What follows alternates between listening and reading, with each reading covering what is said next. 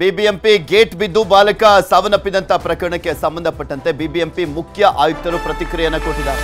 ನಿನ್ನೆ ಅಧಿಕಾರಿಗಳು ಸ್ಥಳಕ್ಕೆ ಭೇಟಿಯನ್ನ ಕೊಟ್ಟಿದ್ದಾರೆ ಅಂತ ಹೇಳಿದ್ರು. ಘಟನೆಯ ತನಿಖೆಗೆ ಸಮಿತಿಯನ್ನ ರಚಿಸಿದ್ದೇವೆ ಅಂತ ಬಿಬಿಎಂಪಿ ಆಯುಕ್ತರಾಗಿರುವಂತ ತುಷಾರ್ ಗಿರಿನಾಥ್ ಅವರು ಪ್ರತಿಕ್ರಿಯೆಯನ್ನು ನೀಡಿದ್ದಾರೆ. ಘಟನೆಯ ತನಿಖೆಗೆ ಸಮಿತಿ ರಚನೆ ಮಾಡಿದ್ದೇವೆ, ಸಮಿತಿಯ ವರದಿ ಬಂದ ನಂತರ ಕ್ರಮ ಕೈಗೊಳ್ಳುತ್ತೇವೆ, ಎಂಜಿನಿಯರ್ ತಪ್ಪಿದ್ರೆ ಕ್ರಮ ಕೈಗೊಳ್ಳಲಾಗುತ್ತೆ ಅಂತ ತುಷಾರ್ ಗಿರಿನಾಥ್ ಹೇಳಿದ್ದಾರೆ.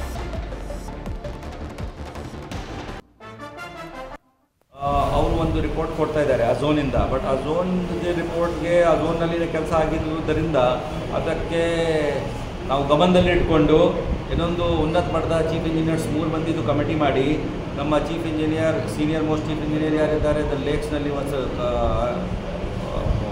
ಹರಿದಾಸ್ ಮತ್ತು ಚೀಫ್ ಇಂಜಿನಿಯರ್ DVCC ಮತ್ತು ಚೀಫ್ ಇಂಜಿನಿಯರ್ QC ಅವ್ರಿಗೆ ಮಾಡಿ ಒಂದು ವಾರದೊಳಗಾಗಿ ಕರೆಕ್ಟಾಗಿ ರಿಪೋರ್ಟು ಅಂದರೆ ಯಾವಾಗ ಸ್ಯಾಂಕ್ಷನ್ ಆಗಿತ್ತು, ಯಾವಾಗ ಕಟ್ಟಿದಾನೆ, ಏನೇನು ಆಯಿತು ಅದಕ್ಕೆ ಫುಲ್ ತಾಂತ್ರಿಕ ಪರಿಶೀಲನೆ ಮಾಡಿಕೊಂಡು ಒಂದು ರಿಪೋರ್ಟ್ ಕೊಡಬೇಕು. Because they have to draw some sample, it has to be tested.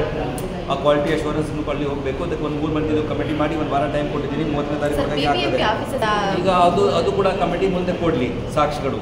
ಈ ಕಮಿಟಿ ಹೋಗ್ತದೆ ಅಲ್ವಾ, ಅದು ಯಾರಿಗೆ ಆ ಥರ ಆಗಿತ್ತು ಅವ್ರ ಹತ್ರ ಏನಾದರೂ ದಾಖಲೆಗಳು ಸಾಕ್ಷಿಗಳು ಇದ್ದರೆ ಕೊಡಲಿ. ಅದನ್ನು ಕೂಡ ಇದ್ರ ಬಗ್ಗೆ ಇನ್ನಷ್ಟು ಮಾಹಿತಿಯನ್ನು ಕೊಡ್ತಾ ಹೋಗ್ತಾರೆ ನಮ್ಮ ಪ್ರತಿನಿಧಿ ಆಶಿಕ್ ಮುಲ್ಕಿ ನಮ್ಮ ಜೊತೆ ನೇರ ಸಂಪರ್ಕದಲ್ಲಿ ಜಾಯ್ನ್ ಆಗಿದ್ದಾರೆ. ಆಶಿಕ್, ನಿರಂಜನ್ ಸಾವಿನ ಪ್ರಕರಣಕ್ಕೆ ಸಂಬಂಧಪಟ್ಟಂತೆ ಬಿಬಿಎಂಪಿ ಯಾವ ರೀತಿಯ ಕ್ರಮಕ್ಕೆ ಮುಂದಾಗ್ತದೆ, ಯಾವ ರೀತಿಯ ತನಿಖೆಯನ್ನು ಮಾಡಿಸಲಾಗ್ತಾ ಇದೆಯಂತೆ?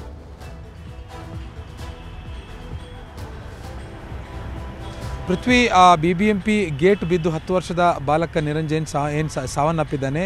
ಈ ಒಂದು ಪ್ರಕರಣಕ್ಕೆ ಸಂಬಂಧಪಟ್ಟಿರುವಾಗಿ ಇದೀಗ ಆಂತರಿಕವಾಗಿ ಒಂದು ಸಮಿತಿಯನ್ನು ಬಿಬಿಎಂಪಿ ಮುಖ್ಯ ಆಯುಕ್ತರಾಗಿರುವಂಥ ತುಷಾರ್ ಗಿರಿನಾಥ್ ಅವರು ರಚಿಸಿರುವಂಥದ್ದು. 1 ವಾರಗಳ ಅವಧಿಯನ್ನು ಕೊಟ್ಟು ಏನಾಯಿತು ಅಲ್ಲಿ ಅನ್ನುವಂಥದ್ರ ಬಗ್ಗೆ ಮಾಹಿತಿಯನ್ನು ಕೊಡಬೇಕು. ಮತ್ತು ಆ ಒಂದು ಮೈದಾನದ ನಿರ್ವಹಣೆ ಗುತ್ತಿಗೆದಾರ ಯಾವ ರೀತಿಯಾಗಿ ಮಾಡ್ತಾ ಇದ್ದ, ಮತ್ತು ಆ ಮೈದಾನಕ್ಕೆ ಅಳವಡಿಸಿರುವಂಥ ಗೇಟ್ ಅಥವಾ ಇನ್ನಿತರ ಕಬ್ಬಿಣದ ಸರಳುಗಳೇನಿದ್ದಾವೆ ಅದರ ಒಂದು ಗುಣಮಟ್ಟವನ್ನು ಕೂಡ ಚೆಕ್ ಮಾಡೋದಕ್ಕೆ, ಕ್ವಾಲಿಟಿ ಚೆಕ್ ಮಾಡೋದಕ್ಕೂ ಕೂಡ 3 ಚೀಫ್ ಇಂಜಿನಿಯರ್ಗಳನ್ನು ಒಳಗೊಂಡಿರುವಂಥ ಒಂದು ಆ ಸಮಿತಿಯನ್ನು ರಚನೆ ಮಾಡಿರುವಂಥದ್ದು. ಹಿಂದೆನೂ ಕೂಡ ಸಾಕಷ್ಟು ಬಾರಿ ಇಂಥ ಪ್ರಕರಣಗಳು ಬೆಳಕಿಗೆ ಬಂದಂಥ ಸಂದರ್ಭದಲ್ಲಿ ಇದೇ ರೀತಿಯಾಗಿರುವಂಥ ಸಮಿತಿಯನ್ನು ರಚಿಸಿ ಕೇವಲ ವರದಿಗೆ ಮಾತ್ರ ಸೀಮಿತ ಆಗಿತ್ತು. ಆದರೆ ಯಾವುದೇ ರೀತಿಯಾಗಿರುವಂಥ ಕ್ರಮ ಆಗಲಿ, ಯಾವುದೇ ರೀತಿಯಾಗಿರುವಂಥ ಉನ್ನತ ಮಟ್ಟದ ಒಂದು ಆ್ಯಕ್ಷನನ್ನು ತಗೊಳ್ಳೋದಕ್ಕೆ ಬಿಬಿಎಂಪಿ ಅಧಿಕಾರಿಗಳು ಮುಂದಾಗಲಿಲ್ಲ. ಈ ಬಾರಿಯೂ ಕೂಡ ಅದೇ ರೀತಿ ಮಾಡ್ತಾರೆ ಅನ್ನುವಂಥದ್ದು ಸಾರ್ವಜನಿಕ ವಲಯದಲ್ಲಿರುವಂಥ ಪ್ರಶ್ನೆ. ಮತ್ತು ಇದುವರೆಗೂ ಕೂಡ ಘಟನೆ ನಡೆದು ಬರೋಬ್ಬರಿ 20 ತಾಸು ಕಳೀತಾ ಬಂತು. ಇದುವರೆಗೂ ಕೂಡ ಬಾಲಕನ ಕುಟುಂಬಸ್ಥರು, ಮುಖ್ಯವಾಗಿ ತಂದೆ ಮತ್ತು ತಾಯಿಯನ್ನು ಭೇಟಿಯಾಗಿ ಒಂದೇ ಒಂದು ಸಾಂತ್ವನದ ಮಾತನ್ನು ಕೂಡ ಆಡಿಲ್ಲ ಅನ್ನುವಂಥದ್ದು ಕುಟುಂಬಸ್ಥರ ಆರೋಪ. ಮತ್ತು ಈ ಒಂದು ಪ್ರಕರಣದಲ್ಲಿ ಏನು ಹುಡುಗ 10 ವರ್ಷದ ನಿರಂಜನ್ ಬಲಿಯಾಗಿದ್ದಾನೆ, ಅವನಿಗೆ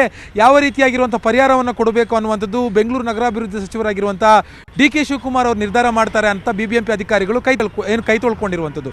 ಒಟ್ಟಾರೆ ಈ ಪ್ರಕರಣಕ್ಕೆ ಸಂಬಂಧಪಟ್ಟಿರುವ ಹಾಗೆ ಬಿಬಿಎಂಪಿ ಅಧಿಕಾರಿಗಳು ಮತ್ತೆ ತಮ್ಮ ಹಳೆ ಚಾಳಿಯನ್ನು ಮುಂದುವರಿಸಿರುವಂಥದ್ದು.